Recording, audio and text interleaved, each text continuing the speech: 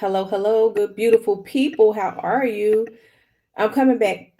Okay, so I said, let me go live real quick. Y'all know I'm nervous about going live. I don't know if you know it or not. I don't know if you can tell, but I want you to stay with me and just comment. Let me know how I'm doing. Let me know if you can hear me, how you hear me, and let me know what you think because I am definitely nervous about going live. So I'm trying to make sure I can see it and share it with other groups. Hold on.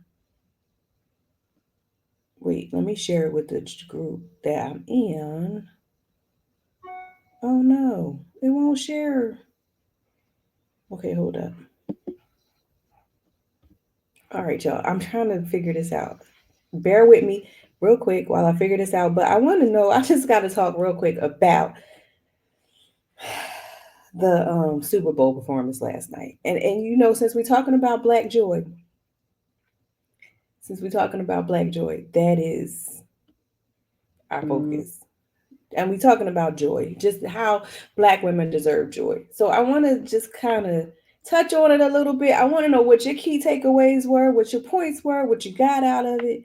Please share it with me. So I want to share a couple of the takeaways that I got, and then I also want to do a quick mindfulness activity exercise. But I also want to share some that were shared with me from other people. But please, as we discuss this, as we go through this, I want you to share your highlights, share what your thoughts are. Share, please. Why is this not sharing? I might have shared this twice on one part, somewhere. Oh, shucks, I did. I just shared it twice. Um, but okay, so I want to know what your takeaways were because when you saw it, what were you thinking? And what? Oh man, I shared it twice. Okay, that's okay. But when you saw it, what were you thinking? What came to mind? Some people, I know some people, we don't share all the same, but I'm telling you what I got from that. It was like, wait a minute, y'all. What is happening? What is happening? What is happening? Let me see if I can go. I can't go. You can't go live in a group anymore. But if I share this live to a group, I wonder, does it?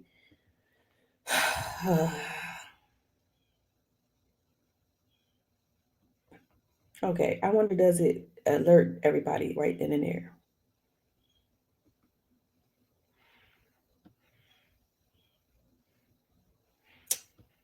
Hmm. Okay, so I want to know what your thoughts are. So let me tell you my takeaways. Let me go back. Let me go back some. So first of all, I want to just say welcome to the 100-day challenge. 100 days of joy challenge. Today you are going to be challenged. So you want to see what your challenge is for today. Pay attention, stay in, stay locked in. Please comment so I can see if I cannot see. I don't know how to see the comments. So please, if you see anything, if you notice anything, I mean, if you want to share, please share in response so I can see your comments. Please say hello and let me know where you're tuning in from. But also, right now, I just want to say, last night when Kendrick Lamar took the stage, I was not uncertain. I was not uncertain at all. The stage, um, for this 2025 Super Bowl, the way it was set up, the way it was, he delivered a performance that was nothing short of transformative. It was not short. His energy, his lyrics, his visuals all spoke powerfully to Black identity, resilience, and most importantly, to Black joy. Um, all right, so my key takeaways, I was going to try to share this with some more people, but I feel like I don't want to take away. So I'm going to try to figure this out, but I'm taking the courage to go live because my friends have said you should go live. But I don't know. Anyway, so let me say this. My key takeaway from the performance was that Black Joy, that what highlighted to me Black Joy as a revolutionary act, which is what I feel, which is why I'm doing this challenge in and of itself. Because I feel like Black people always hold on to joy. We always hold on to our spiritual nature, our joy in the midst of struggle, in the midst of everything. we're going to have some joy. We're going to find some way to experience some joy. And Kendrick reminded us of celebrating our joy last night as an act of resistance. Listen, I'm going to be over here minding my business. I'm going to be hanging out with my cousins. I'm going to be brunching with someone. I'm going to be over here rubbing my feet together, laying in my bed, drinking my tea, experiencing some joy because that is the act of resistance. I will not be caught up in your foolishness, okay? And that's what it said to me. With all the challenges that are going on, the historical burdens that are on us. Hello, hello. If you're here, let me know where you're joining in from. And make sure you please comment. But the historical burdens, his performance last night, we're talking about Kendrick Lamar's performance at the Super Bowl last night. The performance was a declaration that Black joy is not only beautiful, but it's necessary, which is why, again, we are here for the 100 Days of Joy Challenge, a radical statement of self love and empowerment. I loved it. I loved every minute of it. I actually found myself looking at it like, what am I missing? What am I missing? Because I didn't watch Squid Game, so I'm gonna go into that later on. But I didn't like it because I didn't like the notion of rich people controlling and manipulating these poor people into killing themselves. Oh my goodness. Anyway, before I go on to that, the takeaways that were shared with me, like these are just my bullet points, and I want you to share some of yours. But embracing through his lyrics, I'm gonna say embracing the intersections of pain and joy. We it can experience pain, but also joy at the same time. We are no stranger to painful things happening to us. We are no stranger to being shut out, being looked down upon, being isolated, fighting the way for other people so that they can access a privilege and only to tell us that we're not worthy of the privilege that we fought for so that they can access. That might be a lot right now, but because let me focus on this. But we are no stranger to the fact that pain exists because it's painful. It is painful to know that the Civil Rights Act started with women and then Black women, and then to have somebody sum it up as something that only allows us rights or access because of the color of our skin versus the fact that we were shut out. But that's painful. But in that we still lived in joy, right? So going back to Kendrick last night, the imagery that we saw, the lyrics, the lyrics. I'm gonna say something about the lyrics when I go back. But the lyrics that we saw, the imagery, even if you just look at it, he showed that joy is not about denying our pain. We're not here to say we're not going through stuff. We're not here to say that the things that are happening in society aren't stressing us. We don't struggle with it. It's not, we don't pretend that it's not happening. I'm gonna just say a prayer and pretend that it doesn't exist. That's not what we're here for. Although we are praying along the way, we see the things that are happening, but I'm gonna still rest in my joy. I'm gonna still fight with joy. It's about transforming struggles into strength. These are things. Finding beauty in our scars and letting our joy shine even in the midst of hardship. So for me, the 100 Days of Joy Challenge, this like all of that spoke to me when I was watching it, and I was sitting there. I'm like, what am I missing? What am I missing? Why? I'm like seeing different stuff. I'm like, oh shoot, this just coming to me. So the last thing I'm gonna share about what my takeaway was that it was creating a space for a communal healing. I'm a part of a project that's going to be coming out soon in the next few months. And one of the things that we talked about is that this is an opportunity for us to grow more together, to get more back in solidarity, to get more in lockstep with each other. The performance was not a solo journey. It was a representation of a shared experience. It was a shared experience. I'm not going to say that. It was a shared experience. And the stage became a gathering space for collective hopes, dreams, and resilience. Because when I was looking at it, I said, like, I've been, every time I watch something, I don't want to watch the news. I say, I'm not watching it until 2029. And I know some of y'all feel that way too, but I don't even want to watch it. I'm catching snippets from TikTok, Instagram, my friend groups, and I try to watch some. I saw a meme the other day that said my desire to be well informed is competing with my desire to have to preserve my emotional wellness. And that's what it's like, because I like to be well informed. I like the news. I like to find out what's happening, but sometimes it's just too much. But at the end of the day, the performance wasn't a solo journey. It was a shared experience. It gave me hope. I looked at that thing and I said, "Oh my gosh, this message is loud and clear." It gave me dreams again, and it made me think of the resilience that we share. Like, yeah, that was a blow. You coming with some blows, but I'm coming back. Um, and it underscored that we celebrate together. When we celebrate together, our joy multiplies, and it becomes a powerful force to change. So, I want to invite you to reflect as I'm winding down. But before I get to that point, I want to share some points that a friend of mine shared with me, that her colleague shared with her. And I thought, how profound are some of these points? Number one, if you got some, please put them in the comments. I can't see the comments for some reason right now. I don't know what I'm doing. Oh, you know what? Let me say something here. Uh, I'm gonna say, let me put. Okay, so number one, she said that she talked about the Kendrick Lamar is a Pulitzer Prize winning, okay, writer. He has been praised for his lyrical genius and his storytelling ability. We got to get back to the art of storytelling, y'all. Storytelling is, we've had griots. We've had a long history of people telling our story, and we got to keep telling our story. It was very disheartening for me during the election to hear people say, "Oh, those things don't mean anything to me. They don't change my life. They don't do anything to impact or affect my life." And that is because we haven't been telling the stories. Like, we have not. It's no way possible that we've been telling the stories. And only the year I was born was the year that women were allowed to hold a mortgage on their own house through the fights that were happening for civil rights. Before that, they could not own their own, hold a mortgage on their own house. We haven't been telling the stories. We haven't been telling the stories. I said something the other day, like, it's just even as simple as an access ramp. Remember, when you ride up to the store that people not going to right now with the red bullseye, you go, there's a ramp there. The ramp is there because of, except for accessibility. So, just being able to tell the story. But let me go back. I digress. So, I want to say,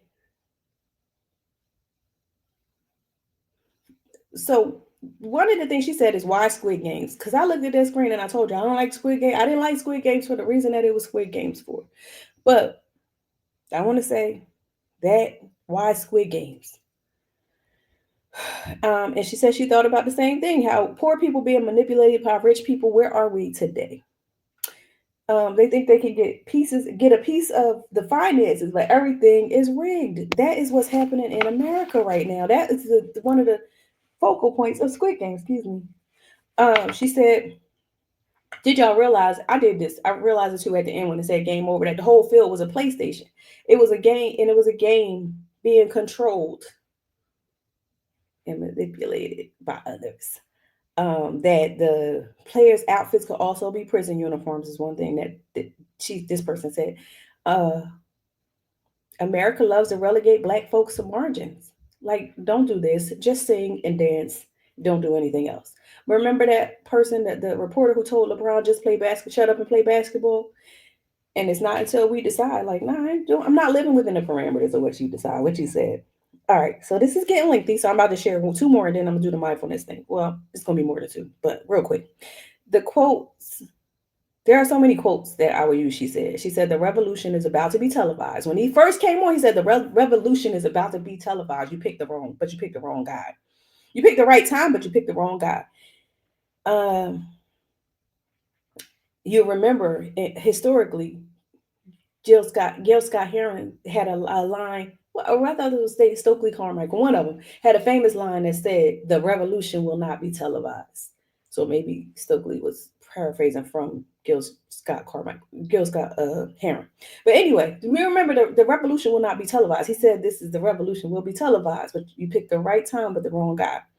That was one. Number two, Samuel Jackson is Uncle Sam and Uncle Tom at the same time. He is the government telling us what to do, and someone who looks like us, hardworking to reinforce it. All skin folk ain't kinfolk, because there are some people who would rather have seen someone, and someone used this, and I'm going to say it. Said they would rather have somebody who did not fully articulate points, who used drugs, who was misogynistic toward women, who agreed with the establishment, would have rather had them there to entertain um, rather than have this kind of experience. So I thought that was interesting. And then the next song was Humble. Sit down, be humble. Sit down, be humble. That's what we're always told to do. But he can't do it because he's got royalty in his DNA. Royalty in my DNA is what he said in the song. And how can you sit down and shut up when you literally came from kings and queens? That was another point of joy. So I thought this was amazing. This was interesting. The points were interesting.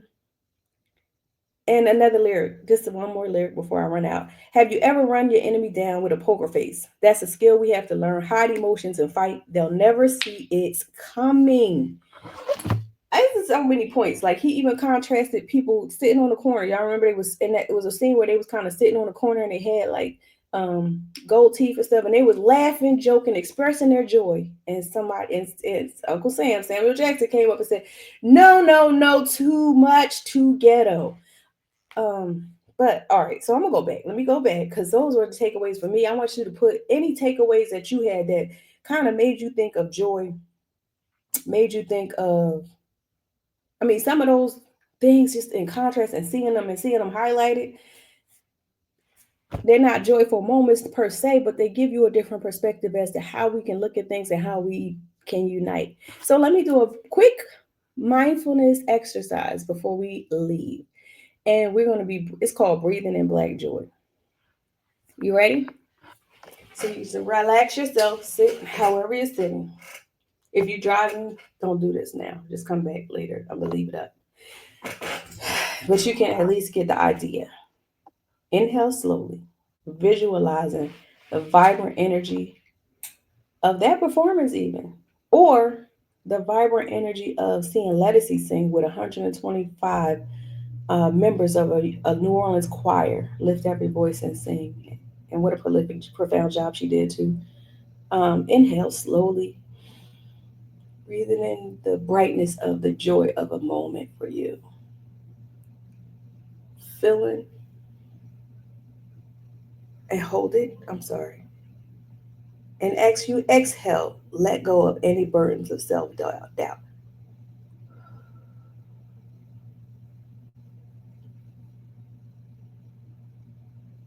One more time, breathe in a joyful moment. Visualize something joyful, hold it, and as you exhale any self doubt. You know you can do it. You got this.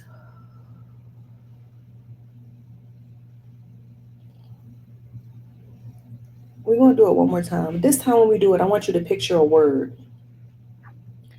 Picture a word or image that captures what joy, black joy, means to you.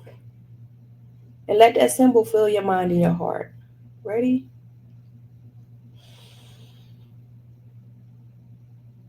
A word for me is connection.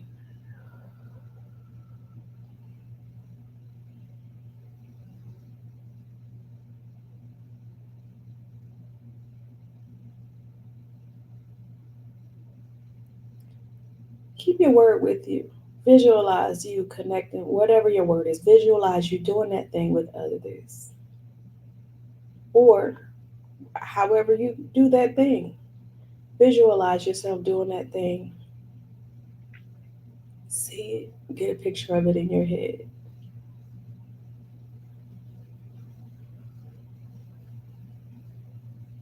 And I would love, love, love for you to share your comments with me. Um, what word or image represents Black joy for you today? And let's continue to uplift one another on this beautiful journey. And remember that Black joy is powerful. It's a transformative force, and it's a declaration of our worth and our resilience. And it belongs to all of us. So thank you for joining me today. And keep shining, keep thriving. And as always, keep choosing joy.